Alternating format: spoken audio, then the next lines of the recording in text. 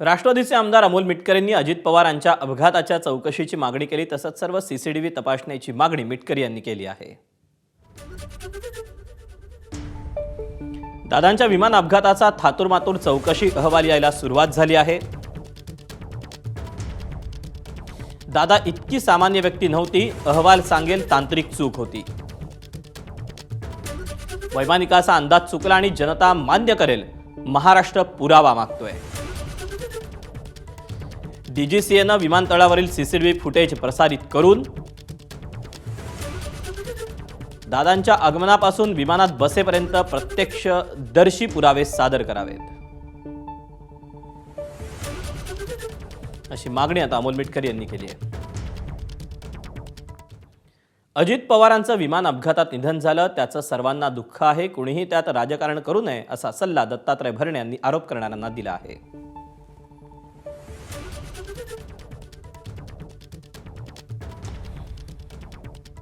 हे असं एखाद्याच्या अपघाताचं, एखाद्या दुःखाची बातमी, पवार दादा जाण्याची सगळ्यांना दुःखद बातमी आहे। या बाबतीमध्ये यामध्ये कुणीही राजकारण करू नये। तो विमानाचा अपघातच होता आणि विनाकारण कुठं त्याला वेगळं काहीतरी जोडू नये आणि जोडून निश्चित प्रकारे या बाबतीमध्ये असं करू नये, मी आपल्या सर्वांना माझी विनंती आहे। आपण कोणीतरी संशय घेणार, कोणीतरी तो खोडून काढणार। आता ह्याच्यावरती मी तुम्हाला उत्तर देत बसलो तर तुम्हालाही वेळ कमी पडेल आणि मलाही वेळ कमी पडेल। कोणीतरी संशय घेणार, कोणीतरी तो खोडून काढणार। आता ह्याच्यावरती मी तुम्हाला उत्तर देत बसलो तर तुम्हालाही वेळ कमी पडेल आणि मलाही वेळ कमी पडेल।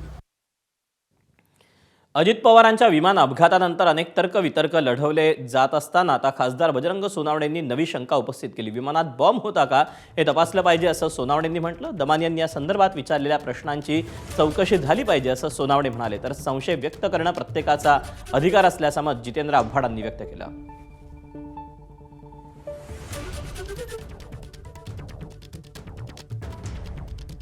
दादा घरीहून किती वाजता निघाले? देवगिरीहून एअरपोर्टला कधी पोहोचले? एअरपोर्टहून म्हणजे घरीहून निघालेला सीसीटीव्ही फुटेज असला पाहिजे। दादा कुठल्या गाडीने आले, कोणता ड्रायव्हर होता, त्याच्यानंतर ते फ्लाईटमध्ये कधी बसले, फ्लाईटमध्ये बसतानाचा एअरपोर्टला सगळे सीसीटीव्ही आहेत। एअरपोर्टला एंट्री केल्यापासून त्याच्या गेटला वर फ्लाईटमध्ये चढेपर्यंत सीसीटीव्ही फुटेज समोर आले पाहिजे। तर मग त्याचे 6 लोक कोण होते आणि 5च बॉडी सापडल्या कशा? एक प्रश्न सर्व समाजाला आहे, म्हणजे सर्व देशालाच आहे ना हा प्रश्न।